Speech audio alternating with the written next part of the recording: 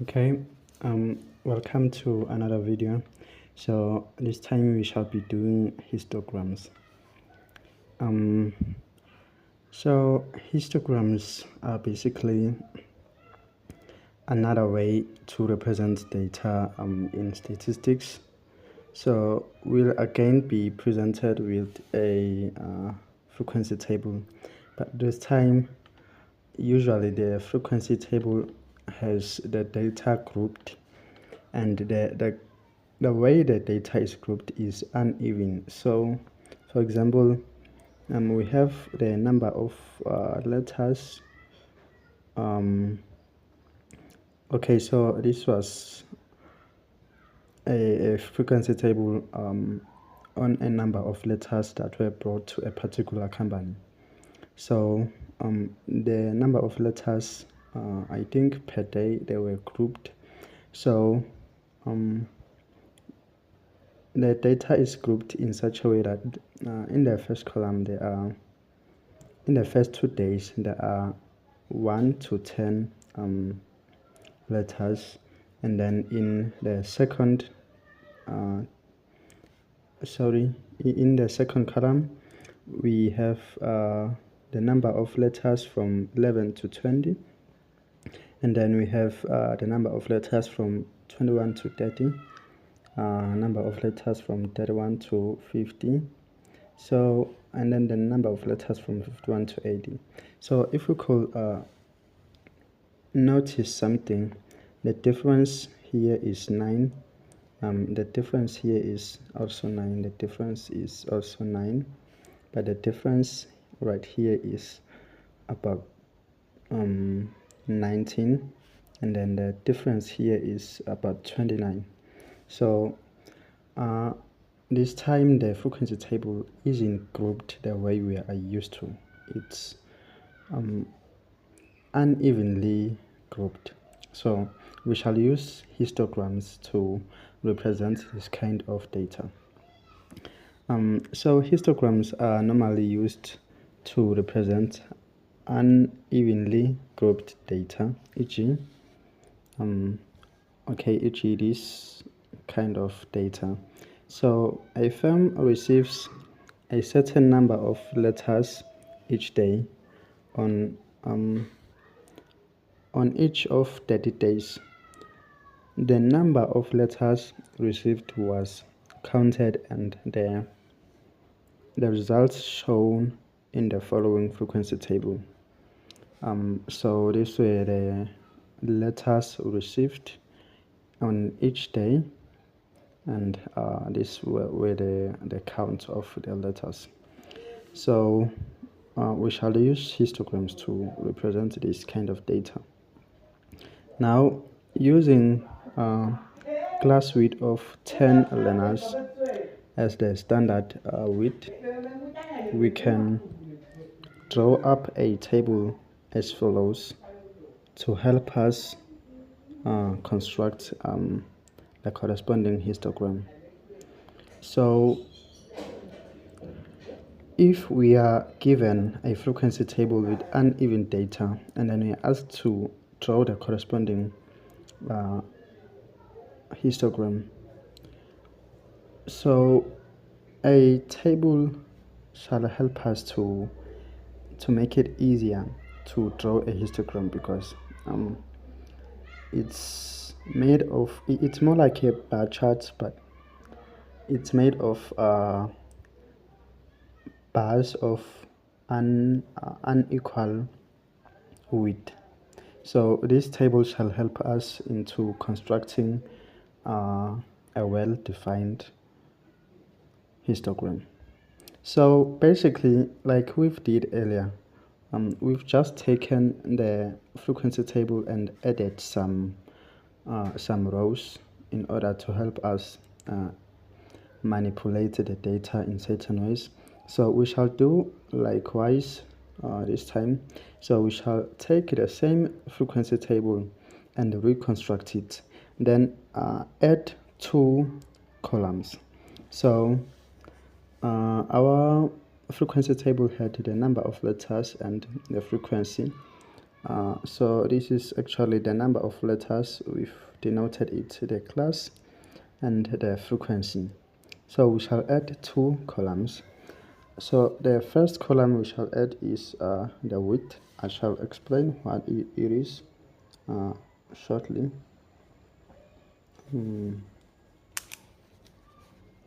So this is the width. We include a column called the width and a column called the height. So this is the height. But we shall also refer to it as the frequency density. So it's relevant to call it a height in this table, but we usually call it the frequency density. So it's the frequency density. Okay, and then what is the width of this histogram? So actually, this kind of table, it describes how the histogram should be structured. So we have a width and a height. Like I said, histograms, let me make a very small sketch right here. Histograms are like something that should do something like this. They should look more like this, more like this.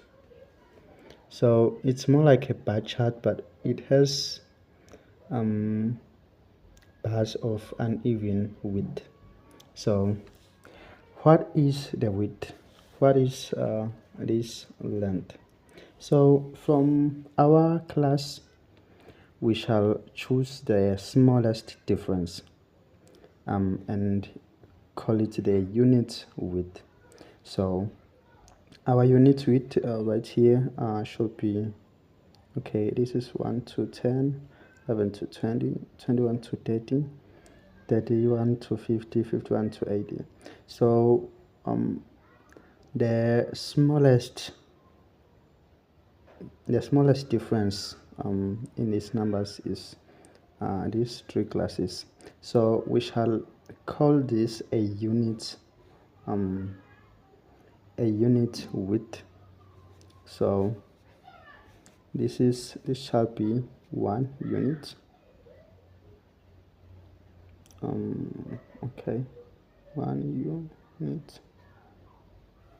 And this, because it's still about 9 units, or just say 10 units, we also denote it as 1 unit.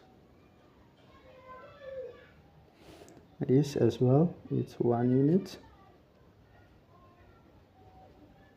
And then if you can recognize, this is about as twice as so this class is as twice as large as this one, so we'll call it 2 units. So it's 2 units, and then this is 3 times this class. This class is 3 times this class, which means it's 3 times 1 unit. So it's 3 units. I hope that was simple enough. So we have our width. So what is the width? If the width is 1 unit, then let's say in our histogram we had some calibrations, something like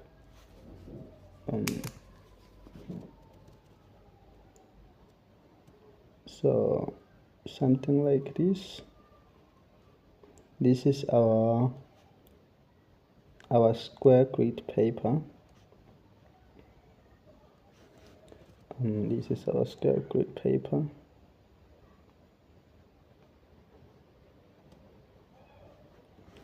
Okay, so this is so this is a single unit, and then these are 2 units. This is 3 units, 4 units, 5 units, and so on. So if our width is 1 unit, then the histogram should be as wide as this unit. And if it's 2 units, it should be as wide as 2 units. This, for example, this part is 2 units in width. This part of the bar, and this part is 1 unit. This part is 2 units, and this part is 1 unit. I hope that's clear. So then, what is the height in this case? So we've noticed in when we did bar charts of frequency tables, this height usually represented the frequency, but in histogram, since this is a histogram, the height shall no longer be represent the frequency, but it shall represent something we call the frequency density. So what is the frequency density that represents the height of this histogram? Actually, the frequency density has a formula. So the frequency density, let's make the formula right here. So we have, I hope you have space enough underneath your table. So frequency density, that equals to the frequency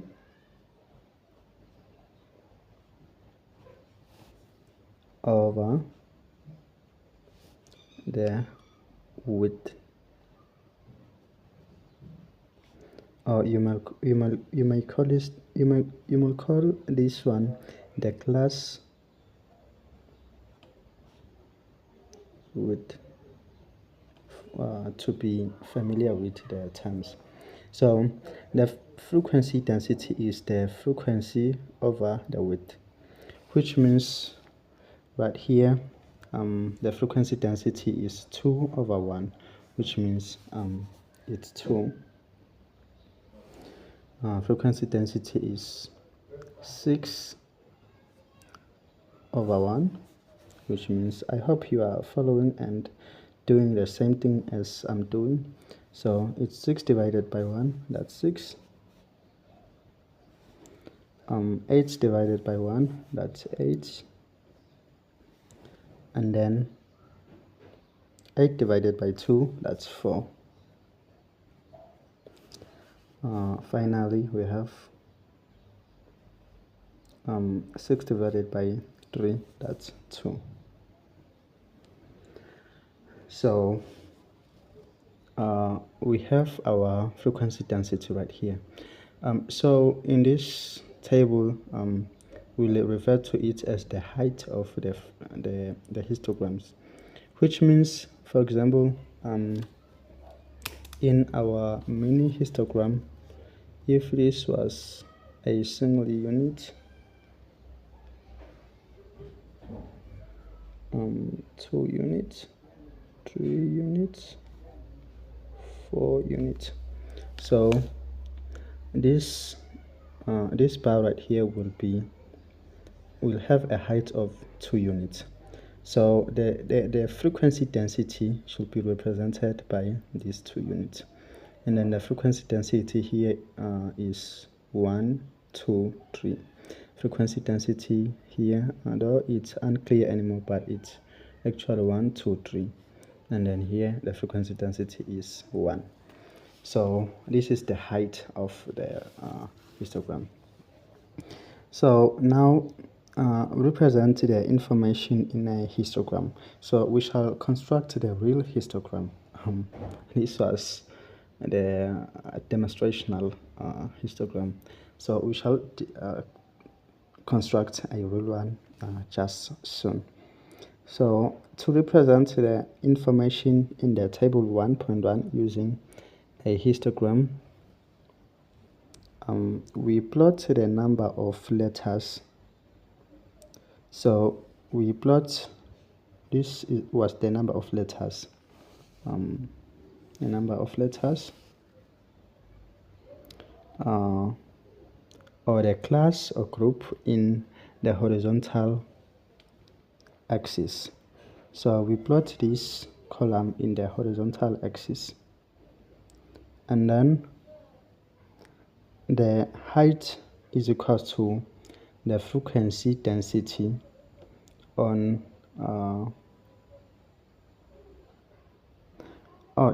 we plot this column in the vertical axis, and we plot the frequency density on the vertical axis.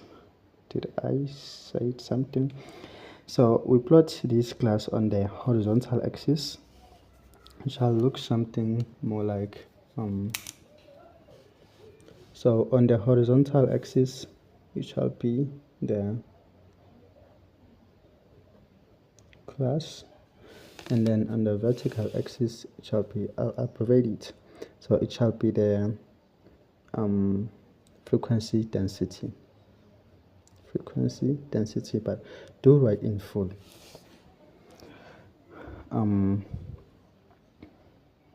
the vertical axis, so the width of each bar is derived from the width of the column in table 1.1. so this is table 1.1. Like we've said, the width of each bar is derived from the width column. So this table shall simplify everything. So the width shall be taken from this column.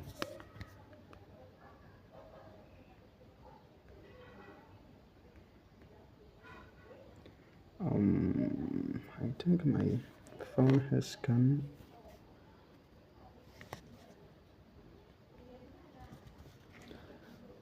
Forgive me. I think my phone is overheating. Okay, anyways, so now let's proceed. So there are certain characteristics of a histogram. So in a histogram, there are no gaps between bars. That's one characteristic of a histogram. So let's call this characteristics of a histogram. Characteristics of a histogram. So these are the characteristics of the histogram. So in a histogram, there are no gaps between bars. The horizontal axis has a continuous scale, unlike in bar charts. So we'll draw the formal histogram right here, but what we are trying to say in the second point, so I think this one is so clear because there are no gaps between bars, and then the horizontal axis has a continuous scale. So by that we mean since in the horizontal axis, this is the horizontal axis, by continuous scale we mean since we'll plot the class right here, so it shall be a continuous scale by the fact that it shall be a scale of 0 up to 80, which means it shall just be 0, 1, 2, 3, 4, 5, 6, oh sorry, 0, 10, 20, 30, 40, 50, 60, 70, 80. So that is a continuous scale. Unlike in bar charts where we labeled this as a group, we label this as a group, this as a group, nope. In histograms, we just label the horizontal axis as a continuous graph. So the area of each bar represents the frequency of the histogram.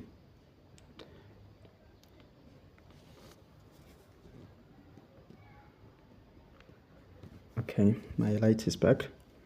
So the area of each bar represents the frequency of the bar.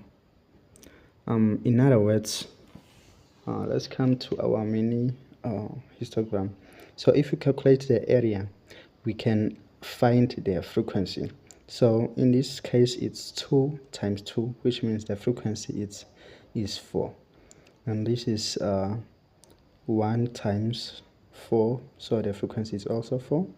2 times 3, the frequency is 6, and so on. Okay, so now let's construct our histogram.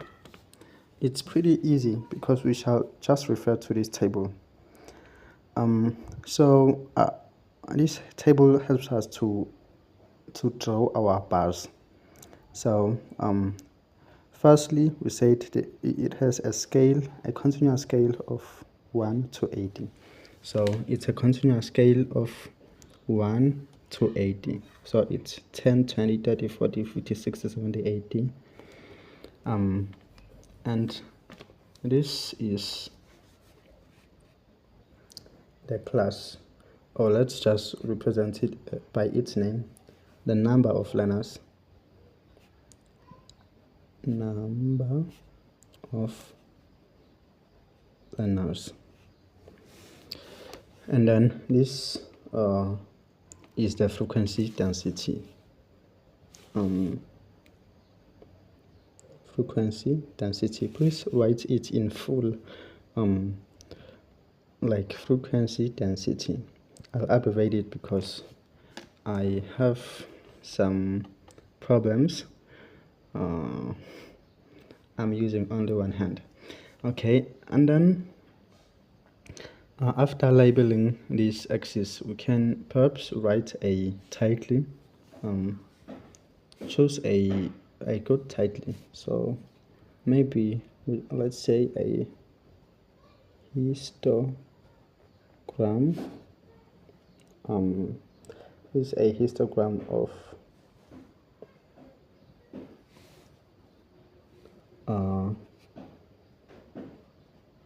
the number of letters in a firm, and then you underline it. You use your ruler.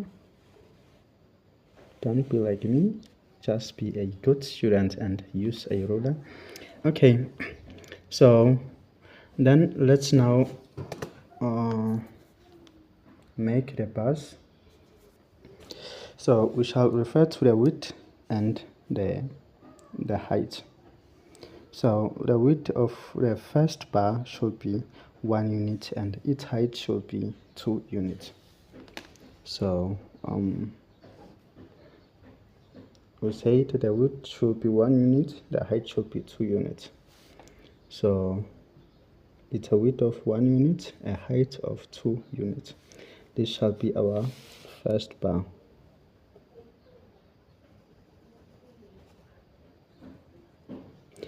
And then the second bar shall have a width of 1 unit and a height of 6 units. So a width of 1 unit, a height of 6 units. So about this, I hope you are using your graph book so that things will be much easier for you. Otherwise, This should look something like 1 unit. Okay, so this is the second bar, and then for the third bar we have a width of 1 unit, a width of 1 unit and a height of 8 units. So we have a width of 1 unit and a height of 8 units. So it shall be extended. Remember, there is no space between bars. A height of 8 units and a width of only 1 unit. Please use your ruler. It's so difficult to construct histograms without using a ruler, but like I said, I only have one hand, so use your ruler. Okay, and then the fourth bar will have a width of 2 units and a height of 4 units. So we now have a width of 2 units and a height of 4 units. So this is a height of 4 units and a width of 2 units.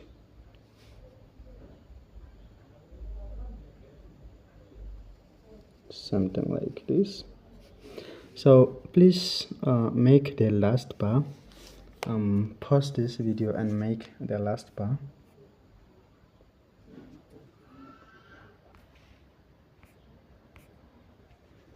Okay, so I hope you have made a similar bar. So our histogram is now actually complete. Please do this for me. In every scenario where they ask you to draw a bar graph or a histogram or a bar chart or whatever that has to do with graphs, please always include the titling. Always include the vertical label and its abbreviations.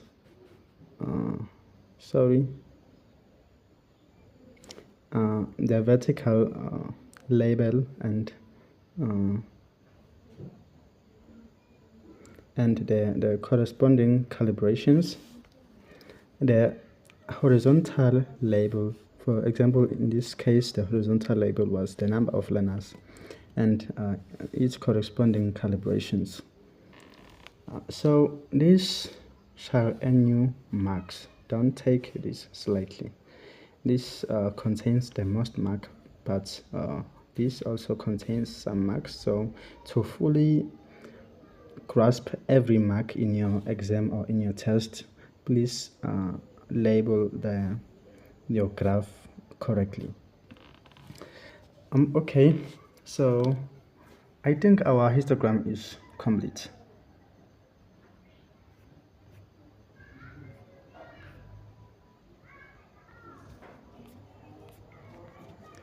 Okay, so we now have an exercise to do. So the following table shows the range of height of girls. Sorry, my camera is misbehaving today, but the following table shows the range of height of girls in 1 year group in a school. So the height in centimeters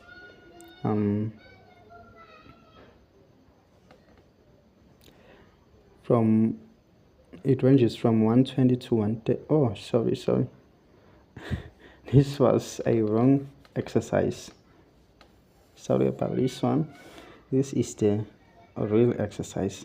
So we have the following table shows time taken in minutes by about 50 learners to travel to school. So this is a frequency table of 50 learners, the time taken by 50 learners to travel to school. Don't be scared by these inequalities. This is just 0 to 10, 10 to 15, or basically 1 to 10, 11 to 15, 12 to 20, because we have this less than sign and this less than or equal sign. Otherwise, it's the same as we have done before. Now, please construct or draw a histogram showing this information. So please pause. I need to draw a histogram to represent this information.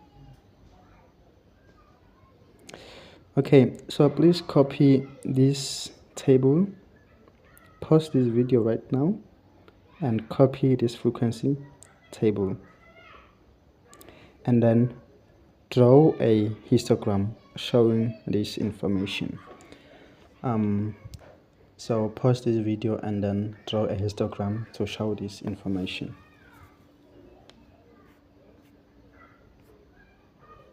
Please do follow the instructions I've suggested.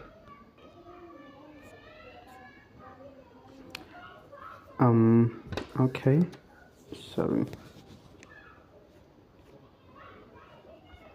So this is our histogram. So remember, we first drew this kind of table where we included the class width and then the frequency density.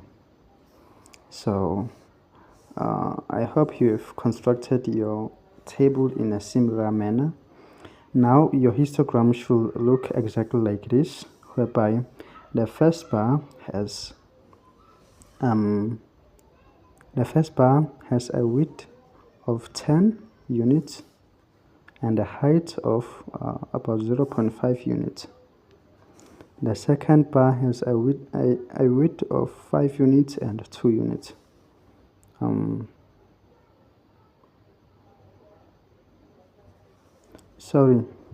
It has a width of 5 units and a height of 2 units. So a width of 5 units and 2 units. Something like this. So the last one has a width of 15 units and 0.4. The height is 0.4. So width of 15 units and the height of 0.4 units. I hope you have successfully drawn your histogram, and I hope this video was successful in helping you to master the concept of histograms. Thank you. Let's meet again in the next video.